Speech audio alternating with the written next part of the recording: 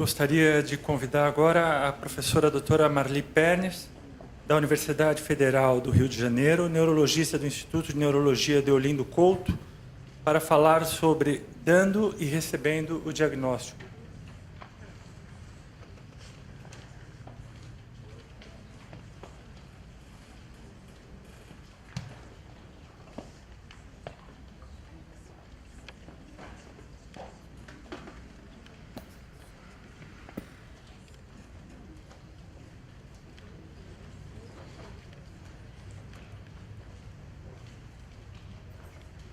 Boa tarde a todos. Eu parabenizo a equipe organizadora do Simpósio da Abrela, mais uma vez, e agradeço o convite. Eu estou muito feliz de estar aqui com o grupo que está hoje aqui trabalhando e mantendo uma tradição bonita, organizada, muito proveitosa. Então, eu estou muito feliz de estar aqui e poder estar com vocês também, que estão aqui colocando seu tempo para a gente avançar, né, nesta doença, na ajuda às pessoas e também nas pesquisas. Tudo que vocês ouviram, e não é à toa que eles fizeram dessa maneira, tem um gancho, uma aula tem a ver com a outra. Então, como eu vou falar, embora eu tenha falando depois, até achei que foi muito melhor, eu vou falar em dando e recebendo o diagnóstico. E tudo que se falou, nós vamos colocar aqui agora, tudo que vocês ouviram, vai servir para nós entendermos e refletirmos um pouco sobre esse assunto. Tudo começa, pode, por favor, passar? Com um encontro clínico. Esse encontro clínico,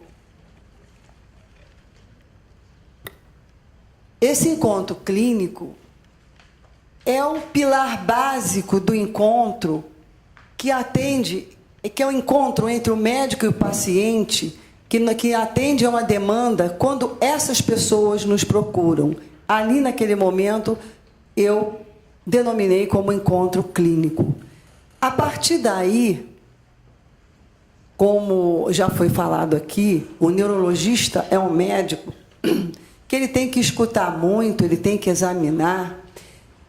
Nós fazemos uma relação com o paciente e que, dali em diante, nós vamos ter que ouvir muito, porque nós vamos ter que chegar a um diagnóstico e fazer. O que o médico faz é o diagnóstico.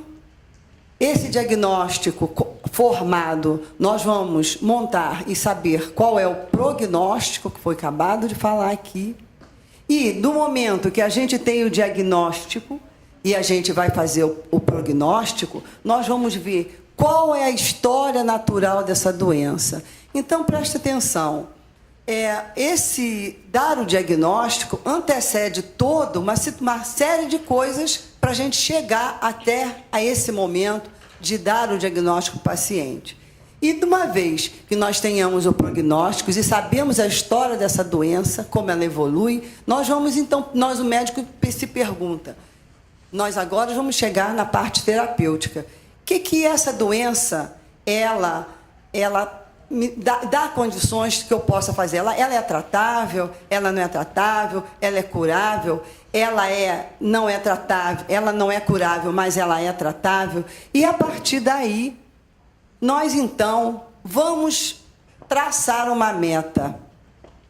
E, nesse momento, com tudo isso em nossa cabeça, e que nós estamos, desde o momento, recebendo aquele paciente, nós não vamos entrar em contato com esse paciente só na hora de dar esse diagnóstico para ele.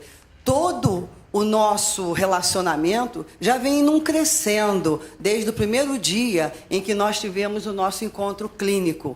Então, naquele momento, eu estou com todas as coisas preparadas, eu já entendi o que aquele paciente tem, quais as formas clínicas que ele tem, prognóstico, está tudo certo. E como é que eu vou passar isto para o paciente? Então, é esse o momento que eu vou dar o diagnóstico para o paciente. Por favor, pode passar? E porque já foi falado aqui que a ELA é uma doença difícil. E esse diagnóstico também pode ser difícil de ser dado. Por que ele é difícil de ser dado? É difícil de ser dado para quem dá, para quem ouve, para quem convive com quem está ouvindo. Então, mas por que ele é difícil para todas essas pessoas? Então, eu comecei a refletir. Será que é porque o médico perdeu o sentido da prática médica? Nós estamos só preocupados em curar? A cura, o medicamento, eu focando na doença, eu resolvi o problema? Será que é isso? Por isso que se torna difícil falar desses tipos de diagnóstico, que nós consideramos diagnósticos baseados em notícias difíceis. Por que difícil? Porque quando você vai dar esse diagnóstico, a pessoa que o recebe, naturalmente você conversando com ela, você vai ter que esclarecer que a sua vida vai mudar. Seu trabalho, seu dia a dia, suas escolhas, muita coisa nós vamos ter que conversar e rearrumar. Então, é um diagnóstico difícil, é uma notícia difícil também de ser dada. Então, será que é difícil ser dada porque nós temos na nossa cabeça a utopia da saúde? Ninguém pode adoecer, nós não podemos ficar tristes, não podemos ficar doentes. Há cura para a mortalidade? Tudo tem cura? É isso que nós jogamos para frente, para a nossa vida, para o futuro? Será que a medicina vai curar tudo? Tudo vai ser resolvido? E também, será que é porque nós, médicos, temos dificuldade em lidar com a finitude? E esta dificuldade em aceitar a nossa própria finitude como qualquer ser humano, nós alongamos para os nossos pacientes e deixamos que outras pessoas façam isso, no caso, a família. Passamos para ela uma coisa que é nossa, que não deveria, que vai tratar do cuidar, que é minimizar o sofrimento do paciente. Ora, por que é difícil fazer isso? Então, como se é difícil fazer isso, como é que se deve fazer, então? Como nós devemos passar esse diagnóstico? Por favor, posso passar? O Dr. Robert, ele escreveu, ele falou que os médicos teriam dificuldade em dizer a verdade ao paciente quando ele se depara com a terminalidade e com a não perspectiva de cura. Então, ele disse que o médico, com isso, ele se afasta do doente. E ele, então, concluiu que esse afastamento do médico do doente e da realidade da verdade pode levar esse paciente a não aderir ao tratamento, a se isolar, porque ele não vai ter um espaço com aquele médico para discutir as suas ansiedades, as suas aflições verdadeiramente. E ele disse também que nós devemos ter o compromisso da abertura e da honestidade e que o desafio médico seria nós adquirirmos habilidades para podermos dar esse diagnóstico, chegarmos mais próximo do paciente e levando para ele mais segurança, mais confiança e entendimento de todo aquele processo. E assim, ele fala que o profissional precisa, não só o médico, mas nós, na realidade, estamos diante daquele paciente que nós temos que dar a notícia da doença. Mas os profissionais de saúde, de maneira geral, eles também estão lidando com isso. E nós precisamos criar mais habilidade, melhorar a nossa formação para lidarmos com essas notícias difíceis. Pode passar, por favor. Então, independente, como eu disse, da área de formação básica, é preciso, todos que trabalham com a saúde, que trabalham com esses pacientes, nós precisamos estar atentos para isso. Eu não sei se passa não sei se é pela nossa formação, pela nossa educação, nossa própria formação profissional e formação pessoal. Algumas pessoas têm essa sensibilidade inata. Outras não, é como se a coisa fosse muito natural, porque eu estou na saúde, eu estou falando de doença, então qualquer doença é natural eu falar sobre ela. E não é assim. Esta visão está sendo mudada. E eu acho que uma coisa que está levando a essa mudança é o que está acontecendo com o avanço da medicina paliativa. E o que podemos mudar? Ao invés da gente contar ou não contar para o paciente o que ele tem, a gente vai ver como informar esse paciente do problema dele. Pode passar, por favor?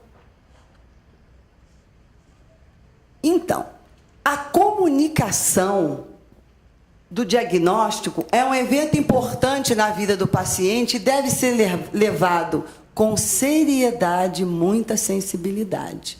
Eu trouxe esse trabalho, que foi feito pela Oncologia Clínica, que tem difundido e trabalhado muito isso, que ele retrata o seguinte: 96% dos pacientes que estavam nesse trabalho, envolvidos nesse trabalho, eles receberam o diagnóstico de médicos. 44% deles receberam o diagnóstico em 10 minutos. Isso está lá na pesquisa, e eu trouxe, inclusive, aí, se vocês quiserem ver. E isso não é incomum. Eu poderia ter trazido outros, eu escolhi esse. 18% receberam a informação por telefone. 31% não receberam opções nenhuma de tratamento. Ou seja, eles receberam um diagnóstico. De que maneira? Qual a qualidade? Como isso é passado para o paciente que está ali esperando uma atitude de acolhimento, de orientação, confiança, e nós simplesmente não entendemos isso. Próximo, por favor.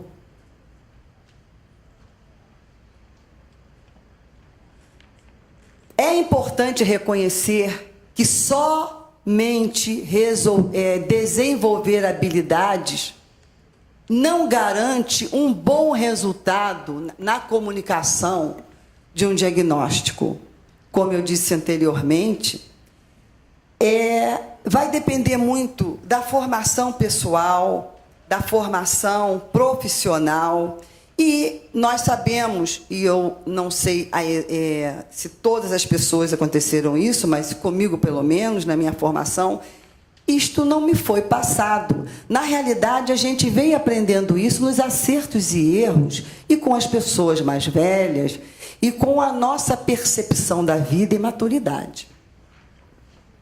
A confiança e o bom relacionamento estabelecido com os pacientes e familiares desde o início, lá atrás, quando houve o encontro clínico, lançam as bases para uma comunicação eficaz, maior aderência ao tratamento e melhor controle da ansiedade e do estresse para todos. eu digo médico, paciente e familiares. Próximo, por favor. E eu procurei vários trabalhos falando qual seria a melhor forma de nós passarmos um diagnóstico. Tem muitos trabalhos em várias clínicas, em doenças crônicas, doenças neurodegenerativas e também na ELA. Esses que eu trouxe para vocês foram trabalhos realizados com pacientes com esclerose lateral amiotrófica. E eu disse antes que não basta ter habilidade, é preciso algo a mais que isso. Você pode alguém te dizer como se pinta o quadro de Van Gogh, mas você não vai conseguir fazer um Van Gogh. Então, é preciso, neste caso, que essas habilidades elas venham como um protocolo, mas que a gente também tenha a nossa nosso repaginamento sobre no colocar no lugar do outro no momento que nós estamos passando esse diagnóstico. Então, essas estratégias, eles falam que o diagnóstico deveria ser dado num lugar calmo. O paciente nunca deve estar sozinho, ele deve sempre estar acompanhado de um familiar ou de um amigo. Nós temos sempre que deixar o paciente falar que, na realidade, eu discorri aqui umas 9 estratégias. Mas são muitas coisas que se tem que falar para um doente, não é pouca coisa. E, na realidade, você não vai ficar... Eu falei a primeira, eu falei a segunda, eu falei a terceira. Não é por aí. Nós temos que deixar as coisas fluírem, mas num ambiente e com uma situação em que a gente possa dar oportunidade do paciente falar e ele colocar os limites daquela entrevista e do dia do diagnóstico. Que, de repente, eu não consigo, numa consulta, resolver e colocar todas as necessidades dele. E mesmo porque nós temos que respeitar os limites desse paciente, como ele está e o que ele quer naquele momento ouvir. Porque o paciente ele pode querer saber o que ele tem e pode não querer saber o que ele tem. Então, eu tenho que ter essa percepção e trabalhar isso. O paciente deve ter acesso à informação, ele deve sempre sair do consultório com uma consulta marcada, prévia, não demorar muito. E deve também, eu acho, que saber dos benefícios legais, toda essa situação que hoje nós já defendemos, inclusive a ABRELA, e já avançamos aqui no Brasil. E se ele tem algum tratamento, algum médico que faça algum tratamento, esse médico tem que estar também informado do diagnóstico e de tudo que vai se fazer com esse doente, com esse paciente. Próximo. Bloqueios na comunicação. Esse bloqueio pode vir por parte do paciente. Esse bloqueio pode vir por parte do profissional, do médico. Disse também, e é um parênteses que eu estou fazendo, que não é, talvez isso é um viés, somente porque o médico ele tem dificuldade de lidar com a finitude, mas o médico também tem uma tendência a proteger o paciente. Muitas das vezes, ele se furta a avançar ou falar qualquer coisa com o doente, fica uma cumplicidade do silêncio. Existe até esse termo, porque ele acha que ele entende, e existe essa reflexão, que ele está agindo como um protetor. Entende? Então, vamos ver o bloqueio que o paciente pode ter com relação a essa comunicação, que é considerado um dos bloqueios que é considerado um sinal vermelho. é o paciente não falar. Ele chega e não quer falar mais, não quer falar mais nada. Então, os pacientes não podem revelar seus problemas, por quê? Por que eles acham que não pode revelar? Eles acham que eles vão demonstrar que eles são pessimistas, ou que eles estão sendo ingratos com as pessoas que estão do lado dele, estão fazendo tanto por ele, e mesmo assim eles têm que estar colocando problemas, e às vezes até que pode envolver pessoas que estão próximas dele. Muitas das vezes eles querem ser fortes, demonstrar que está levando tudo numa boa. Pensam que as suas preocupações não têm fundamento. Eu acho que isso nem vou falar, porque isso não desejam trazer para o médico onde os seus problemas. Isso é problema meu, eu não vou levar para mais ninguém, muito menos para o médico. Ou porque não acredito em nada e nada pode ser feito. Isto também é um bloqueio. E outro, os pacientes não fazem perguntas porque eles não querem ouvir alguma coisa. Aquela resposta ele não quer ouvir, então ele não faz a pergunta. Ele fica calado, sinal vermelho. Querem evitar sentirem-se envergonhados.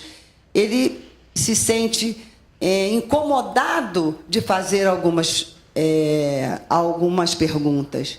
Considera as suas dúvidas sem importância.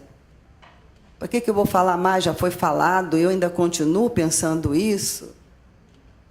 Sentem-se apressados. O que quer dizer isso? Ele está numa consulta, mas ao mesmo tempo ele sente que o momento já está terminando, ele tem que ir embora, e aí ele também não vai fazer mais pergunta, porque já esgotou meu tempo. Ou eles foram, de alguma maneira, houve uma comunicação intrucada com o médico. Então, vocês veem que no manejo do dando e recebendo o diagnóstico, várias situações se colocam e a importância que tem este momento. É importante para o doente e é importante para o médico. Se nós pararmos para pensar que aquela é uma semente num relacionamento de um tratamento longo e que nós vamos criar ali uma relação profunda, nós temos que parar muito para pensar neste momento que nós realmente estamos devolvendo para o paciente desde aquele encontro clínico que nós tivemos até aquele momento. Muitas vezes, eles vêm já com o diagnóstico, nem sempre eles chegam para nós sem saber absolutamente nada. Eles já passaram para o médico, vêm para um serviço de referência, mas mesmo assim ele já vem procurando alguma coisa nova, porque ele está entrando no serviço de referência. E muitas das vezes ele vem com informação, com as